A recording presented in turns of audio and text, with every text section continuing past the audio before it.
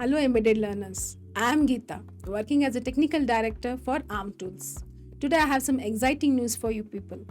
From today onwards, I'll be starting video series on embedded systems. So I'll be covering from the basics of embedded systems to the advanced embedded systems topics.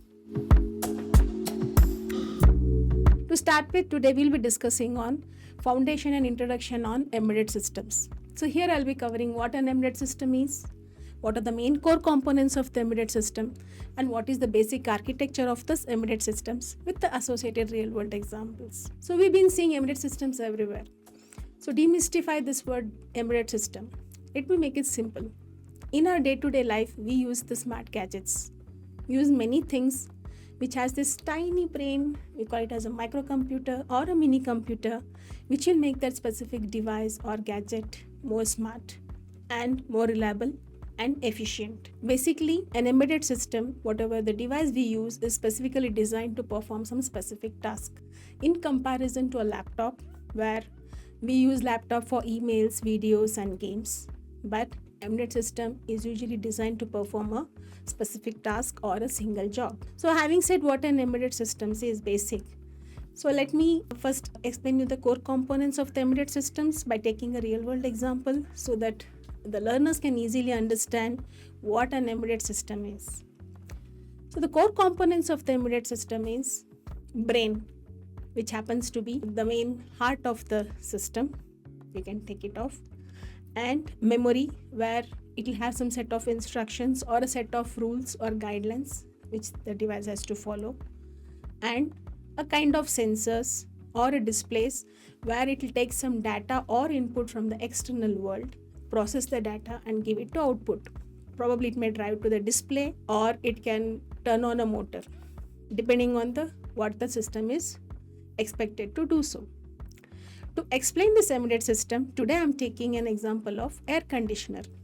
So everyone knows what an air conditioner is. So air conditioner is also a good example of embedded system, because air conditioner, it's basically senses the outside temperature, and based on it, it will try to cool down the atmosphere or the room. So how it takes the input as a temperature? It has a sensors, so which acts as an input here.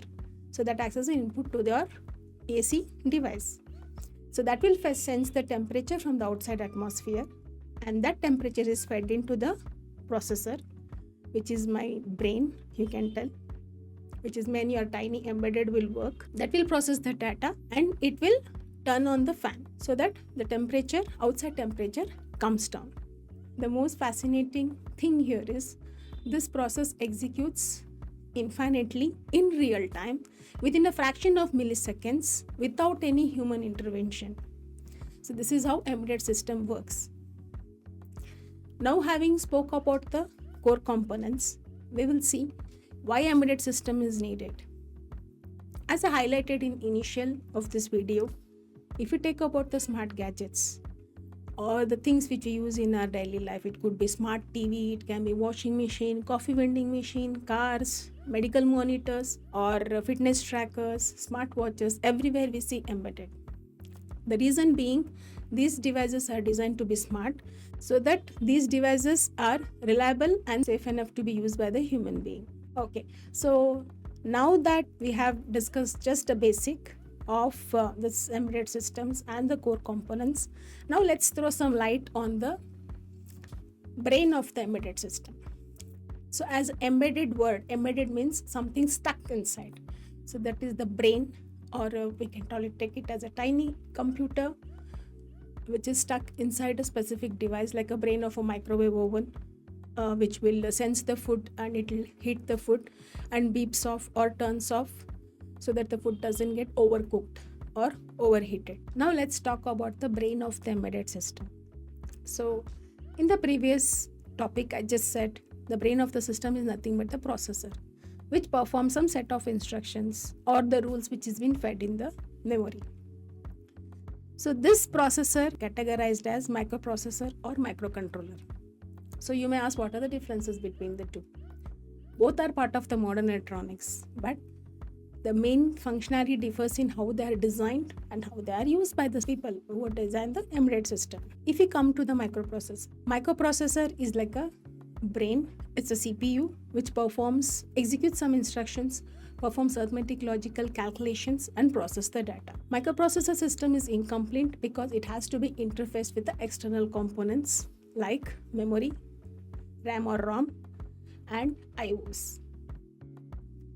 IO in the sense input and output. It can be sensors or buttons. Coming to microcontrollers, microcontroller is a compact all-in-one chip solution which includes this processor, CPU, along with the memory, the flash for storing your firmware, and RAM for runtime data, and the peripherals can be like UART for serial communication, it can be ADC or I2C for sensor-rated applications. So now that we have seen what's the difference between microcontroller and microprocessor in brief, so let me tell you where this is being used, means how we have to select based on the embedded system requirement which one should be apt, either it is microprocessor or microcontroller.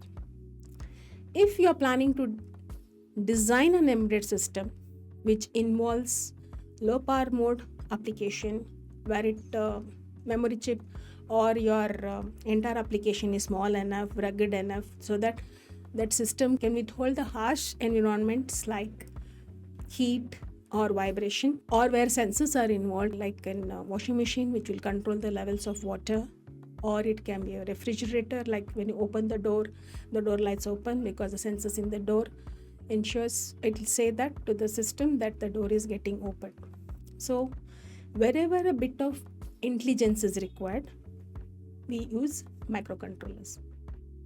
But on the other hand, where you want to do some sort of computing where high volume data needs to be computed, processed, then we select microprocessor. So microcontrollers can take its place in all the applications which involve like smartwatches, smart TVs, medical monitors where real-time task and all is involved. Whereas microprocessors takes place in PCs, servers, high-performance computing systems. So these are basically the difference between microprocessor and microcontrollers on how they are being designed. One more main difference between microprocessor and microcontroller I would like to highlight. Microprocessor usually comes with a von Neumann architecture. So to demystify this word, von Neumann, basically the program bus and the data memory share the same bus. So this requirement is critical for performing some high-speed applications. Like I said, I gave an example of servers and PCs. Whereas on the other hand, microcontrollers, they have Harvard architecture. So Harvard architecture means both the program and the data memory will have the dedicated bus.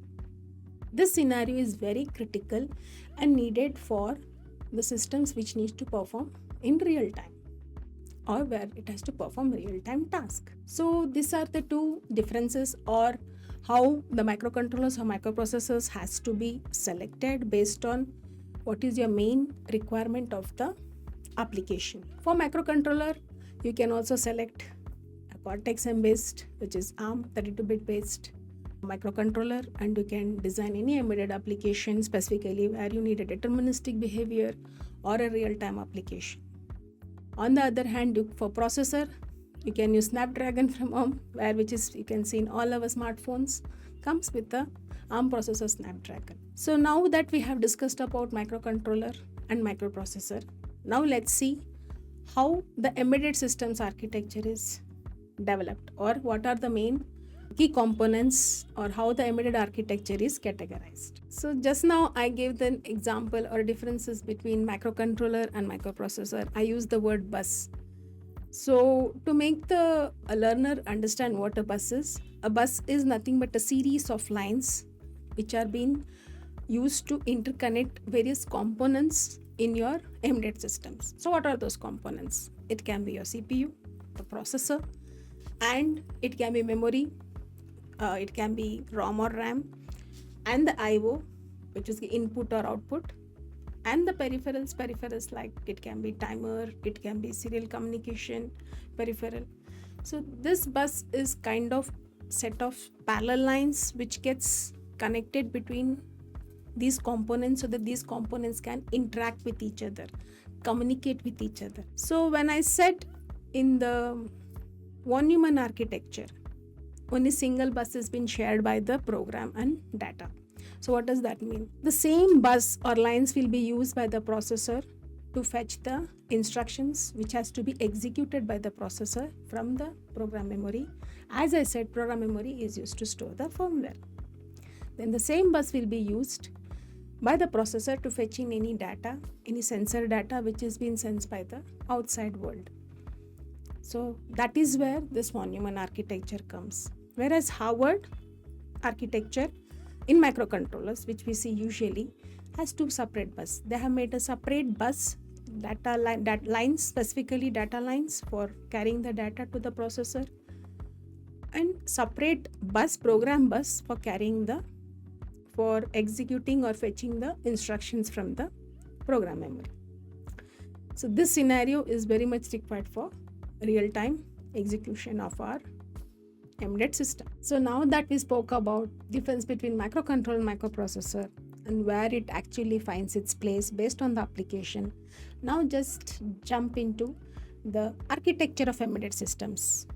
What is that is made in embedded system? So to quickly tell in one word, embedded system is nothing but a combination of hardware and software which is being designed to perform specific tasks in resource constrained environment. So break down this embedded architecture into levels. So first I'll talk about hardware and software. So to better explain, I'll be taking the example of my phone. So phone is also an embedded device. It's the smart gadget which everyone use in our daily life. Without this, we can't even imagine spending even a single minute. So to make you better understand what an embedded system's architecture is, I'll be using my phone. So you can see the phone itself here is the hardware, right? And whatever the display, everything you see, applications, I think I need not explain more on the apps because people play on many apps, download apps, gaming apps. There are so many social media apps, many used for banking application. So there are many apps. So these apps are nothing but the software. Okay. So let's now see what does go it as a hardware. When you come to hardware layer, the base of the hardware or heart of this hardware is your processor. So I did tell for smartphones, they usually go for ARM Snapdragon processor because here data computing is required and that's the reason they use this processor here. So here we are using ARM Snapdragon processor. To all this memory because it's a processor and the phone needs the memory to store some data. Even to load the applications also we need some memory to store the application and also some data which we have feed in. Probably it can be like you're storing your audios or videos or wallpapers or your pics, all those. So you need some memory also to store those information. And input output, like it also has sensors. Like it can also show you like in now the mobiles comes with this weather forecast apps which will sense the outside temperature and it will tell what is the temperature. Like that there are many such sensors implemented in this phone. Okay. So now this happens to be part of hardware and also it comes with a BSP. What is BSP? Board support package. Though this is not a board, but since I'm taking an example of a mobile phone, so there is also some package or a kind of drivers like which is required for this mobile to operate correctly. We call it as for initialization of this hardware. So let's take initialization of this mobile phone. So now let's talk about the software. I'm using Android phone. So the software here is Android OS. So first when I turn on the phone, the first software which loads is my Android OS. So Android OS itself is a software. And this OS will actually initialize my other part of the hardware, which I just explained, like it can be memories, sensors, or whatever the part of the hardware in my mobile. And then it will load the applications. So whatever apps I am supposed to run on this phone, or whatever I have set these apps to run when I turn on the mobile. So all these apps will be run on this phone. So the embedded systems architecture is basically categorized in hardware and software layer. Now let me take you through what is that you have to consider before you're developing any embedded device. Probably smartphone is a very higher end device, but if you want to develop a small IoT, Internet of Things, kind of like you want to develop an IoT device which has a sensors which will sensor the temperature of the room or something, and then control the temperature of the room based on the intelligence or embedded part included in part of that device. So what are those key considerations? What is this you have to keep in your mind before you are designing such device? First thing is analysis requirement. What is that you are expecting from this device that you are planning to design? After that, implement the associated hardware and software, and then integrate them both together, and then deploy. So what is deploy? Deploy in the sense, now I have designed the hardware, so for example mobile, and software means whatever the software, OS and apps, everything what I design on what I develop for this mobile phone to operate, that I download to this hardware or a device. So that is called as deployment. And after that we can maintain. Suppose your device is already ready and you have already developed the device and you have started using, or you are developing the device and giving it to other users for the usage. If they find some issue in the device at a later point of stage, you can always come back and try to modify that software which is running on that specific hardware, or see if there is any hardware problem and you can try to fix that. So that we call it as maintenance. So one thing I would like to highlight here is, to support your embedded development, we offer MDK software for ARM and ARM Development Studio, which will help you to develop your software for the hardware what you are designing, be it a low-level hardware device or a high-end embedded device. Both Keil MDK and ARMDS will help you to develop the software, deploy the software to the hardware, and test how the software performs on the hardware.